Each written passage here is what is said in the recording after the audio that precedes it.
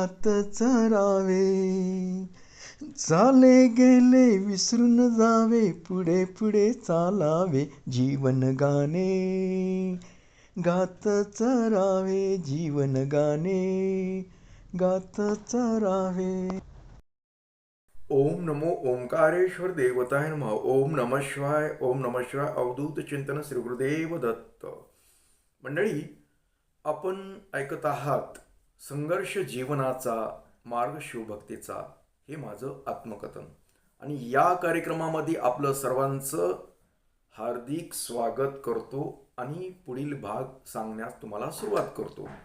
तर मंडळी, मागील भागामध्ये मी एका ठिकाणी मुलगी बघण्यासाठी गेलो, एकटाच गेलो. कारण आता दोस्त कंपनी कोणाला न्यायचं म्हणजे अवघडच होतं. कारण नाही पसंत पडली की ती पोरं काही ना काही फुनग्या लावायचे, काहीतरी कुठाने, म्हणून मी कोणाला न्यायचंच नाही आता इथून पुढे ठरवलं. म्हणून मी एका ठिकाणी गेलो. ही मागील भागामध्ये ऐकलं तुम्ही. आणि मुलगी बी सर्वसाधारण बऱ्यापैकी होती. पण त्या मुलीचे आईची आट म्हणजे घर जावाई, घर जावाई करून घेणे. आणि नेमकं ते मला पसंत नव्हतं. आता मग सगळ्या गोष्टी मिळतात, पण घर जावाई हा प्रकार काही मला मानवत नव्हता. कारण दुसऱ्याच्या बंधनात राहायचं, ते बी एखाद्या बाईच्या बंधनात राहायचं, हे मला काही पटत नव्हतं. कारण तसं पटण्यात म्हणजे इकडं काय माझी माया वगैरे काही नव्हती, एवढी काही आईवडिलांविषयी अतिप्रेम वगैरे हा बी काही प्रकार नव्हता. परंतु एक माझं तत्व, माझा एक मनातला नियम, मी जास्त करून जास्त बोलत नव्हतो, पण एक माझ्या मनामध्ये एक होतं की तर सगळे बहीण तिच्या तिच्या सासरी गेली, भाऊ तिचं बघतोय, मग आई वडिलाचं कुणी बघायचं. आणि माझी एक सवय होती, काय असं देव जाणे, मला ह्या गावात राहण्याविषयी, म्हणजे गावात काही माझं लई सगळं सूत्र चांगलं आहे अशातलाही काही प्रकार नव्हता. अगर गावाविषयी काही प्रेम आहे असाही काही प्रकार नव्हता. अगर घराविषयी प्रेम आहे असंही काही नव्हतं. पण काय नैसर्गिक ओढ. मी खूप फिरलो. कुठे फिरायचं, असं कुठल्या कार्यक्रमानिमित्त, अगर असं प्रवास काही असं असायचं, पण मला कुठे झोपच येत नसं बाहेरगावी. अख्खा महाराष्ट्र फिरलो होतो त्या काळात सुद्धा. खूप खूप फिरायचं मी. कुठल्या निमित्तानं मी जास्त प्रवास खूप म्हणजे झालेला आहे माझा. आणि पण मला कुठं झोपच येत नसं, हा मोठा प्रॉब्लेम. का असं की भूक बी लागत नसन, झोप बी लागत नसं संध्याकाळी. त्याच्यामुळे मी शक्य तेवढं मुक्काम कमी करायचं, कुठं मुक्कामाला थांबत नसं. जरी उशीर राहत तर गाडीनंच, एस टीमध्येच, प्रवासातच राहायचं. हा प्रकार माझा एक होता. काय देव जाणे. आणि बरं ठीक आहे, गावात येऊन कुठं मी कुठं मुलांमध्ये बसणं, जास्त गप्पा मारणं, असा बी काही प्रकार होता. एक तर माझा ते तानबा एक जवळचा मित्र एक होता. हं. आणि ते म्हणजे अच्युत म्हणून एक होता, तो तर काय वारला बी तो. पण ही एक दोन चार होते तेवढे, त्याच्यापुढून ती बी आपलं माझ्या माझ्या शेतामध्ये जाऊन बसायचं, अगर घरी असायचं. पण असं बाहेर जास्त कुठं असं चौकात कुठं बसून गप्पा मारणं हा प्रकार नव्हता. अगर गावात लई सूत्र माझं चांगलं आहे हा बी काही प्रकार नव्हता. पण मला बाहेर गावी काही करमत नसं. कधी मी माझ्या घरी जाईल असं व्हायचं. त्याच्यामुळं का होईना मला ती घरच्याविषयी ओढ होती. म्हणजे घरचे आपल्या आईवडिलाचं सांभाळ, अगर त्यांना मागं लक्ष ठेवावं. कारण मुलं कशासाठी असतात हे माझं तत्व. म्हातारपणाचा आधार ही आपली मुलं. हं?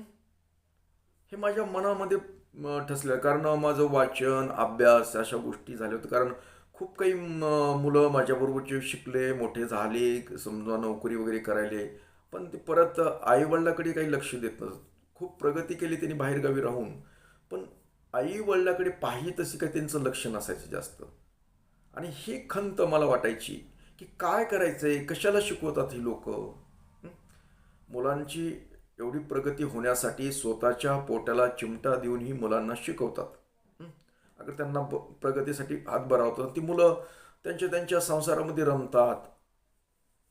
आणि घरी आईवडिलाकडे लक्ष देत नाही, आईवडिलांना काम करावंच लागतं. हं? आता मी खूप काही असं कामाचा हातभार उचलित होतो असा बी काही प्रकार नव्हता. मी बी काही काम एवढं करत नव्हतो, उगं करायला केलं म्हणून केलं, ते मला खर्चाला पुरत नव्हतं कधी कधी तर. ते बी घरी काम केलं तर. तर शेवटी फक्त काय ओढ होती ती देवालाच माहिती. पण मला माझ्या घरी यावं वाटायचं, कुठेही गेलो तरी माझ्या घरी यावं वाटायचं. त्याच्यामुळं ही जी प्रकार होता, आईवडिलाला सोडून राहायचं दुसऱ्या ठिकाणी, हे मला मला वैयक्तिक मला पटत नव्हतं. अगर मला करमणार नव्हतं, ही गोष्ट मला मान्य होती. त्याच्यामुळं त्या मुलीच्या संदर्भात माझा नाकारच होता थोडक्यात. हं? मुलगी जरी चांगली दिसत असली, अगर चांगली असली तरी शेवटी पैसा हा माझ्यासाठी महत्त्वाचा नाही, आणि अजूनही नाही माझ्यासाठी काही. पैशाला एवढं महत्त्व देत नाही मी. जरी सगळ्या गोष्टी आयत्या भेटत असल्या तरी शेवटी बंधनच नव्ह. म्हणून मी त्या स्थळाला नकार दिला मी. आणि आता म्हटलं काय आपल्या भाग्यात असलंच आहे काही की कुठलं तरी आपल्याला की चांगलं भेटव. म्हटलं कसं पैशावाले नसुद्धा म्हणलं मी एखाद्या गरीबाची मुलगी करीन, आणि तसं काही नाही जातीचीच करणार असं बी काही माझ्या डोक्यात नव्हतं. मला जातीविषयी माझ्या जातीचा अभिमान आहे हा बी काही प्रकार नव्हता. हम्म. फक्त बाह्य जात म्हणजे बाहेरल्या जातीचे कुठलीही असे नका, फक्त माझा एक विचार असायचा की मला कुणीतरी समजून घ्यावं. कारण मी एकटा पडल्याने वाटायचं, एकटा असल्याने वाटायचं. काय असं मला कळत नाही. आता मित्र कंपनी होते का ती बी मोजके बोलण्याचं पुरतेच असायचे काही. पण माझ्या समजा मित्र झालं, पण कुठंतरी आपल्या जवळचं माणूस, हं? एकदम जवळचा माणूस, आणि मी त्याला काही चार गोष्टी सांगाव्या, हं? त्याच्या ऐकाव्या, म्हणजे माझं काही मनातले जे आहेत काही चाललेलं ते बोलून दाखवावं, कुठेतरी बोलावं. हं? अशी व्यक्तीची मला गरज होती. मग तिथं जातीचं असावं अगर असं काही नाही, फक्त माझ्यावर तिनं प्रेमान माझ्यावर विश्वास ठेवावा, हं? आपलं म्हणावं. म्हणजे आपलं माणूस म्हटलं की काय माणसाला सांगू वाटतं, बोलू वाटतं, हे कुठंतरी वाटायचं. आणि ही दुसऱ्या पैशावाल्याचं काय आहे की तिचं त्या व्यक्तीचं लक्ष तिकडे गावाकडेच असणार, तिच्या माहेरीच असणार. माझ्या माहेरचं कुत्रंबी प्यारं, काही प्यारं, ही नको होतं मला. म्हणजे माहेरविषयी काही बोललेलं, अगर माहेरचं काही सगळं सांगितलं तर हे नको येतं आपल्याला. तर त्याच्यामुळं श्रीमंत घरचं आणि असं काही पैशावालं आणि त्या बायकोच्या ह्याच्यावर जगणारं, ही तत्व मला पटत नव्हतं, म्हणजे पटतच नव्हतं ते. कारण माझं एक लग्नाविषयी माझं काय होतं, एक तर मला मुळात लग्नाच्या विषयी जास्त आवड काही नव्हती. हं? पण एक वाटायला लागलं की समजा एकटेपणा होऊ नये पुण्या भविष्यात, म्हणून वाटत होतं ना. पण ही माझे नियम काही गोष्टी जरा थोड्या वेगळ्या होत्या दुसऱ्यापेक्षा. हं? की गरिबाचं कुणीचे केलं तर ते आपलं राहील आपल्यापाशी व्यवस्थित. हं? तिला तिकडला आधार नसला की आपल्यापाशी राहिली व्यवस्थित. म्हणजे बऱ्याच गोष्टी आता सुद्धा पहा बघा तुम्ही, काय होतं की केवळ आता म्हणजे आता जे संसार मोडालेत ना, बऱ्याच मुलींचे संसार मोडतात, बऱ्याच मुलांचे संसार मोडतात, केवळ त्यांच्या माहेरचा आधार. माहेरून आता त्या काळात काही फोन वगैरे नव्हते काही जास्त असलं, पण आजकाल आता फोनचा लई प्रसार झालाय ना. हं? प्रत्येक हॅलोच आहे. हां, काय झालं की घरातले सगळे गोष्टी सांगायच्या तिकडे आईला सांगायची, मग आई म्हणते तू नाही असं नाही ग, तू त्याला भ्यायचंच नाही, तू त्याला असंच करायचं नाही.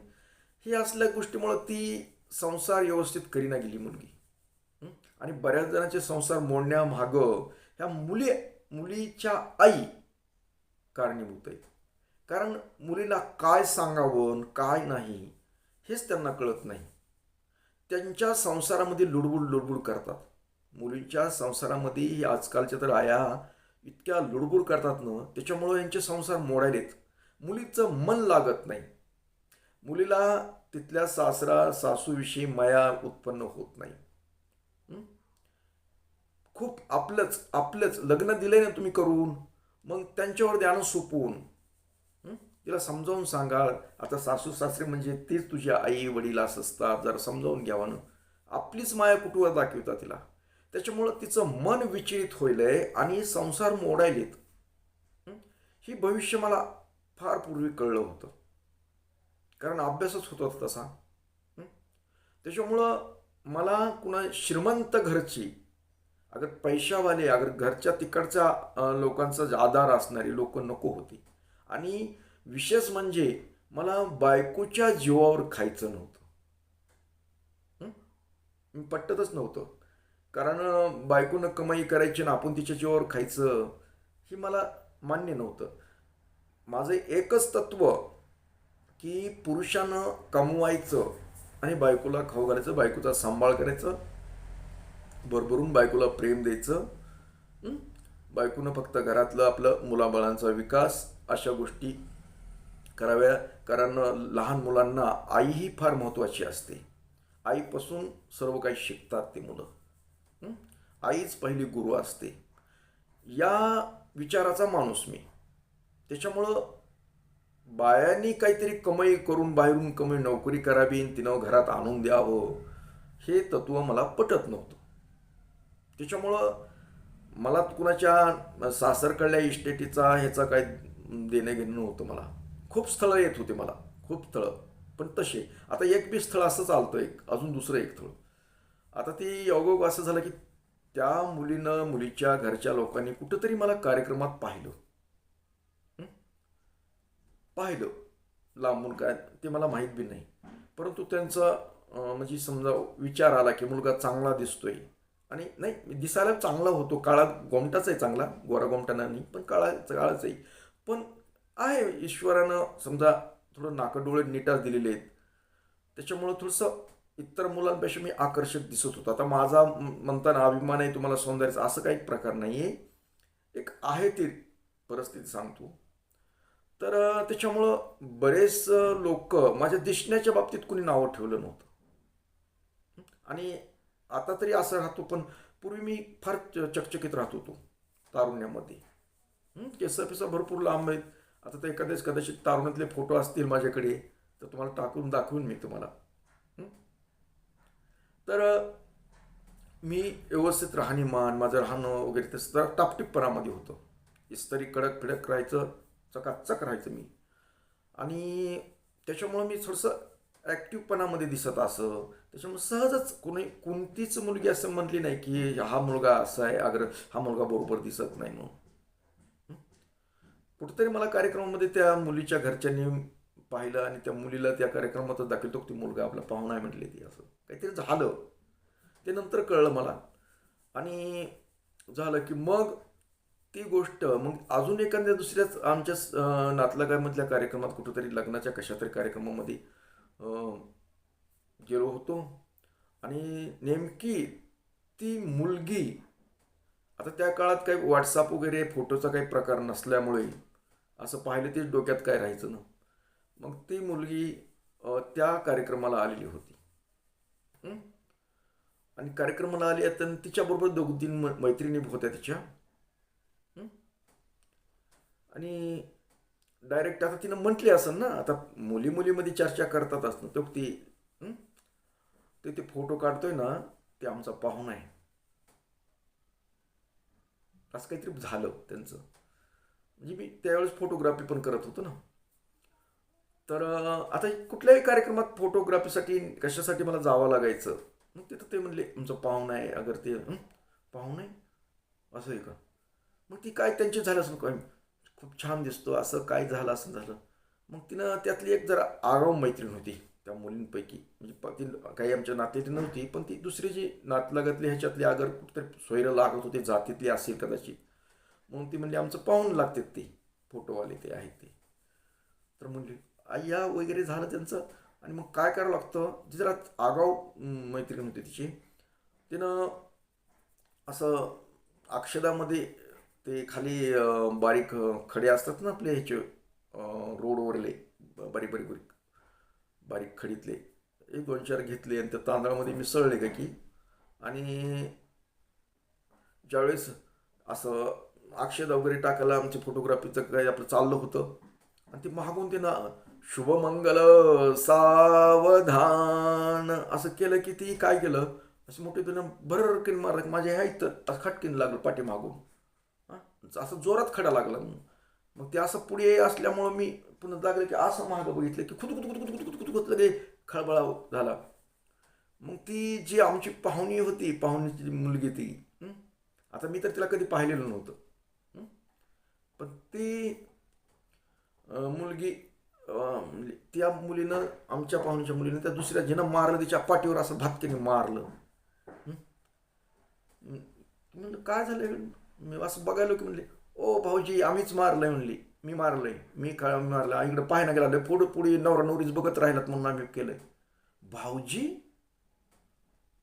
कोण, आता काय कोण असं नाव, म्हणजे मला विचार केला. मग ते जरा थोडंसं दुसऱ्या अक्षरात चालू झाले, ते थोडंसं झालं की मग त्यांचं आल्या बाबा जवळ. मग जवळ आले म्हणले, मग काय भाऊजी काय करतात असं तसं काय काय उगच टिंगल. आता ती ते मुलगी म्हणले की ही मुलगा मला पाहायला गरम, मुलगा आमच्या पाहुण्याचा आहे, असं काहीतरी झालं असं त्यांचं. ते म्हणून भाऊजी लगेच डायरेक्ट नातच जोडलं त्यांनी, भाऊजी म्हणून. आता भाऊजी, ह्या भाऊजीला काय करावं म्हटलं. मी काय ओळखलं आता असे कितीतरी आता काही प्रत्येक कार्यक्रमात कुणी येतं असे, म्हणजे मला काही ते असं विशेष काही वाटत नसं काही असं मुलींचं वगैरे काही. कारण ते असं घोळकाच आहे. त्यावेळेस फोटोग्राफीला फार मान होता, आजकाल नाही तसं. तर ते काय असायचं, फोटोग्राफी करणारे ते त्यांना मुलांचा असो मुलींचा असो घोळका असायचा. म्हणजे फोटो काढणं म्हणजे एक विशेष समजलं जायचं. कारण आताच्यासारखं डिजिटल तंत्रज्ञान नव्हतं ती, त्यावेळेसची फोटोग्राफी वेगळी होती. मी पाठीमागल्या भागामध्ये सांगितलंय तुम्हाला. हं? तो जमाना वेगळा होता, कॅमेरे वेगळे होते, सर्वच कार्य म्हणजे कामच तसं वेगळं होतं, त्याचं हार्ड काम होतं. त्याच्यामुळं फोटोग्राफी करणारा म्हणजे एक विशेष माणूस समजला जायचं. आणि त्याच्याकडे 10-5 जणांचं टोळकंच असायचं, कुणी ना कुणी त्याला लय मान सन्मान वागवायची. तसं मुलींना बी, त्या मुलीला वाटलं आपला पाहुणा फोटोग्राफर आहे, आणि म्हणजे तिला एक वाटतं ना, आपल्या आपल्या ह्याच्यातल्याला थोडासा अभिमान वाटतो. त्याच्यामुळे ती अति सलगे करायला बघायला लागले त्या दुसऱ्या मुली तिच्याबरोबर. म्हणलं मी काय ओळख, अहो ही पण गिरीच आहे ना म्हणली, तुमची पाहुणीच आहे ना. म्हणलं असं मग कुठले काय असं तसं म्हणलं. चौकशा केल्या थोडंसं. बरं कसं काय वाटते म्हणली. डायरेक्ट ती दुसरी पोटगी जरा आगाऊच होती. तुम्हाला आहे का म्हणली. म्हणलं इकडं बघा, मी आलो कामाला, हे कामाला, मी नंतर तुम्हाला बोलतो म्हणलं, उद्या होऊ द्या कार्यक्रम हे, जरा शांत झालं मग बोलतो तुम्हाला काय आहे ते, असं म्हटलं. आणि मग झालं की ते पुरी इकडे तिकडे आता जेवणा पिवणाच्या हे असं त्याचं चाललं. पण त्यांचं लक्षच माझ्याकडे, मी सारखं त्या जी मुलगी पाहुणा म्हणजे तिचं तर सारखं लक्ष माझ्यावर. आता समजा माझ्या कामावर इकडे तिकडे बघायला लागली, आणि अकर शेवटी म्हणलं हिचं कुठलं तरी याचं काय ती निभवावं लागेल म्हणलं. झालं बघत बघत मग ते बसलेलं होतं. मी हळूच तिथे गेलो, म्हणलं बोला कुठले पाहुणे काय, मला काही लक्षात आलं नाही हवं म्हटलं. सांगितलं असंच म्हणले. मग ती दुसरी पोरगी जी आगाव बोलत होती ती म्हटली, अहो तुम्ही पाहायला येण्याच्या ऐवजी काही तोच पाहून घ्यायला आत्ताच. म्हणलं पाहून घ्या म्हणजे, नाही हो यांच्या घरचे म्हणाले तर पाहुणे होऊन जायचंय म्हणून तुमच्याकडे, असं म्हणत होते. असं आहे का, बरं बरं बरं ये ना म्हणा, येऊ द्या ना म्हणलं. म्हणून म्हटलं पाहून घ्यायचंच मुलगी, पुन्हा अजून पाहायला यायची गरज नाही आम्हाला. म्हणजे का म्हटलं येऊ द्यायचं नाही काय तुमच्या घरी. हां नाही या ना पण चांगली आत्ता पाहून घ्या म्हणली. बरं बरं असं म्हणलं. झालं हास्य खिदाळ झाला, जरा थोडं हा हे झालं. आणि पुन्हा ती काही आले नाहीत माझ्याकडे पाहुणे. त्यांनी शोध घेतला माझ्याकडं. तर पुन्हा शोध घेतल्यानंतर बाहेरून असं कळलं की त्या लोकांनी समजा विचारले, माझी चौकशी केल्यानंतर, आता मुलगा म्हणून चांगला आहे हा, पण त्याची आई खूप कडक आहे म्हटली. मुलाची आई कडक आहे, आईला जमत नाही काही नाही. मग कसं करायचं. मग ती मुलगा मग मला ते जी मध्यस्थी जे माणूस होता त्यानं मला ही सगळ्या गोष्टी सांगितल्या. जर तुम्ही गाव सोडून समजा कुठेही समजा बाहेरगावी राहताल, केज अथवा कुठेही तुम्ही दुसऱ्या ठिकाणी जर तुम्ही समजा व्यवसाय वगैरे करत असाल तर मुलगी आहे म्हणले चांगली, पण त्यांचं अट अशी की तुम्ही गावात राहू नये, तुमची प्रगती होईल, असं होईल तसं होईल, ह्या गोष्टी बोलल्या. अरे म्हणलं कशातच काही नाही, मुलगी पसंत बी केली नाही, काहीच नाही, तर ते अगोदरच चाललंय. मग मी समजा ती नाव गाव त्या मुलीचं विचारलं, त्या लोकांचं सगळं विचारल्यानंतर मग मी माझं ध्यान लावलं घरी आल्यानंतर शांत. तर त्यांचे जे विचार होते हं, ते विचार लोकांना सांगण्यापेक्षा मी ज्यावेळेस आता शेवटी अभ्यासच होता माझा, ह्या लोकांचं मत काय आपल्याबद्दल, ह्या लोकांचं मत असं जाणवलं की या लोकांना फक्त मुलगा पाहिजे, मुलाचे आईवडील नको आहेत, आपली मुलगी आणि मुलगा हेच यांचंच बघायचं. म्हणजे शेवटी अप्पलपोटी आपल्या मुलीच्या हितासाठी ही आईबाप तोडायला बसलेली लोक, ह्याची पण मला चिड आली. अरे माझ्या वैयक्तिक जीवनामध्ये तुम्ही मुलगी देत आहेत, मुलगी देत असलात तरी काय झालं, मग काही मी माझे आईवडील सोडू का? अगर त्यांच्यापासून हा माझा प्रश्न राहिला, मी काम करायचं बाहेर का कुठं करायचं हा वेगळा प्रश्न आहे, पण आईवडिलाला दूर करून राहायचं. आता आईवडिलाचं माझं जमतंय अशातला मी नव्हता प्रकार काही, परंतु मला ते मान्य नव्हतं, कारण ती भांडू का दररोज मी भांडण करू असं अगर त्यांचं माझं जमत बी नव्हतं. पण एक अंतर्मनामध्ये मला त्यांच्याविषयी प्रेम होतं ना, कारण माझं एक तत्व की त्यांनी आपल्याला जन्म दिलेला आहे आणि जन्म दिल्यानंतर मुलाचं कर्तव्य की आई वडिलाचा सांभाळ करणे,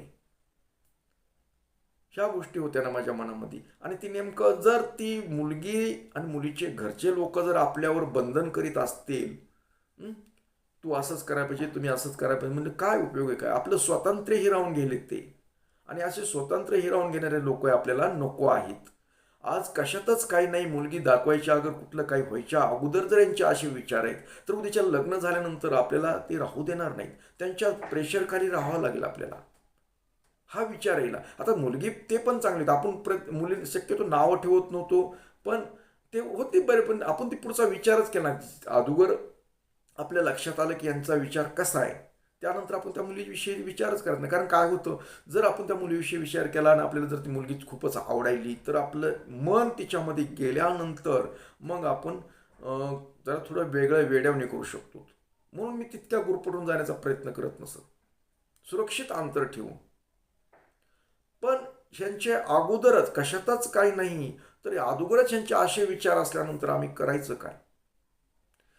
मग हे असे वेगवेगळे पाहुणे कुठलं काही यायचे, काही व्हायचं, त्याच्यामुळं मीच थोडं टेन्शनमध्ये आलो. अरे म्हणलं काय नसतं लग्न अगोदर तर आपल्याला करायचं नव्हतं, कसं तरी काय आईवडिलाच्या इच्छेसाठी आपण करायला बसायला लागलो, काहीतरी बरं ठीक आहे, पुढचा विचार करतो की आपल्याला कोणीतरी सहजीवन असायला पाहिजे, आपला एकटापणा होऊ नये दूर, म्हणजे असं काहीतरी मनात वेगवेगळे विचारामुळे आपण करायला तयार झालो. आणि विशेष म्हणजे आपल्याला पाहिजे तसं सांसारिक प्रेम वगैरे असे काही गोष्टी भेटणार पण नाहीत, हे पण आपल्याला कळत होतं. भविष्य आपल्याला आपलं माहिती आहे, आपलं भविष्य काय आहे ते.